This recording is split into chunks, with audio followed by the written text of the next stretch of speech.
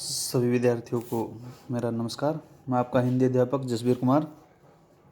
जैसा कि आप सभी जानते हैं कि काव्यखंड का जो हमारा द्वितीय अध्याय दूसरा अध्याय है राम लक्ष्मण परशुराम संवाद, वो चला हुआ है। तो उसके हमने जो 4 पद हैं उनकी व्याख्या कर ली है। आज इसका जो 5वां पद है उसकी व्याख्या इस वीडियो में आज हम करेंगे। तो देखिए,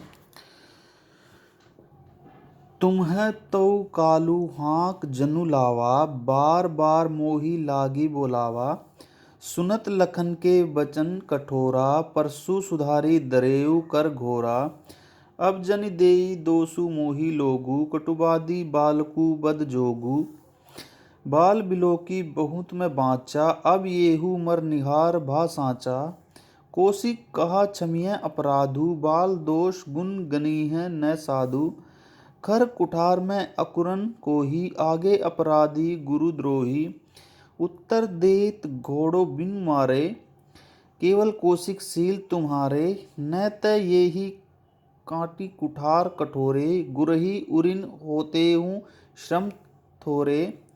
गादी सुनु कह हृदय हसी, मुनि ही हरि अरे सूझ। अय में खांड न उख में अजहू न बूझ अबूझ।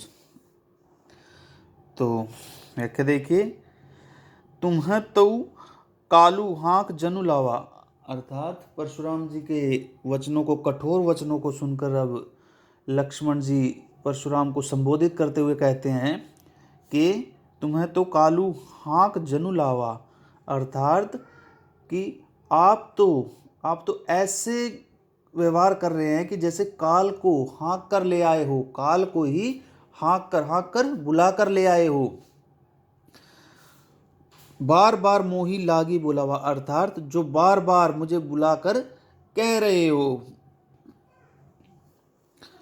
सुनत लखन के वचन कठोरा, ऐसे लक्ष्मण के ऐसे कठोर वचनों को सुनकर परशु सुधारी दरेऊ कर घोरा, अर्थात परशुराम ने अपना भयंकर जो फरसा था, कुठार था, उसको हाथ में पकड़ा और कहने लगे, अब जनि देई दोसु मोही लोगु, अर्थात कि अब जो लोग यहाँ पर विद्यमान हैं मुझे दोष न दें। कटुबादी बालकु बद जोगु, अब जो यह कटुबादी होता है कटु वचन, कड़वे वचन, यह कड़वे वचन बोलने वाला जो बालक है वो मरने योग्य है, वध करने योग्य है। बाल बिलोकी बहुत में बाचा, अर्थात बाल बिलोकी बालक समझकर, बच्चा समझकर मैंने इसे बहुत बचाया, लेकिन अब ये हूँ मर निहार भाषाचा, किंतु अब यह सचमुच ही मरना चाहता है। कौशिक कहा क्षमीय अपराधु, कौशिक पिछली वीडियो में भी जैसे कौशिक से बताया, कौशिक का अर्थ होता है विश्वामित्र।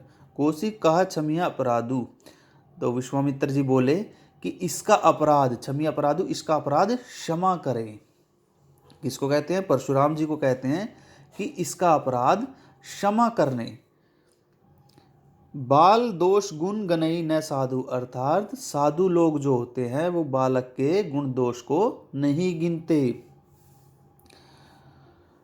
खर कुठार में अकुरन को ही, परशुराम ने कहा कि मेरे हाथ में खर कुठार, मेरे हाथ में जो कुठार है वो तीक्ष्ण है, तीक्ष्ण कुठार है।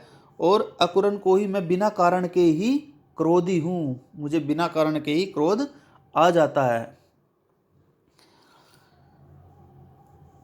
केवल कौशिक सील तुम्हारे, अर्थात इस पर भी, और वो क्या कहते हैं कि मैं बिना कारण ही क्रोधी हूँ, बिना कारण ही मुझे क्रोध आ जाता है। आगे अपराधी गुरुद्रोही, आगे अपराधी और आगे से यह अपराधी है, क्यों? क्योंकि गुरु के सामने जो है वो उत्तर दे रहा है, यह गुरुद्रोही है। तो केवल कौशिक सील तुम्हारे, इसलिए हे कौशिक, हे विश्वामित्र, मैं तुम्हारे व्यवहार के कारण ही इसे सिर्फ बिना मारे छोड़ रहा हूँ, बिना कहे इसको छोड़ रहा हूँ, तुम्हारे सद्व्यवहार के कारण इसको छोड़ देता हूँ। नहीं तो न त यही काटी कुठार कठोरे, गुरी उरिन होते श्रम थोड़े, अर्थात थोड़े से ही मैं क्या करता, नहीं तो इसे कुठार से काटकर थोड़े से परिश्रम से ही अपने गुरु का जो ऋण है उससे मैं उऋण हो जाता। उऋण का अर्थ होता है मुक्त हो जाता। गादीसु नु कह हृदय हसी मुनि हरे हरे सूझ, अय में खांड न उक में अजहू न बूझ अबूझ। अर्थात इस पर विश्वामित्र अपने मन में हंसकर विचार करते हैं, सोचते हैं, कहने लगे कि मुनि को हर समय, मुनि किसको, परशुराम को हर समय कैसा, हरा ही हरा सूझता है। जिन्होंने लोहे के समान जो धनुष था उसको गन्ने की भांति, उक में होता है गन्ने की भांति, गन्ने की भांति तोड़ दिया, वह कोई साधारण मनुष्य नहीं। अर्थात मुनि अब भी उनके प्रभाव को नहीं समझ रहे। तो शब्दार्थ देखिए, कालू काल अर्थात मृत्यु, हाँक बुलाना, हाँकना, घोरा भयानक, बद जोगु वध करने योग्य, बिलोकी देखकर, आय में लोहमयी। अवधि भाषा का प्रयोग, चौपाइयों में 2 छंद का प्रयोग किया गया है। रूपक और मानवीकरण अलंकार का प्रयोग दर्शनीय है। तो इसका अंतिम पद जो रहता है वो हम अगले वीडियो में करेंगे। धन्यवाद।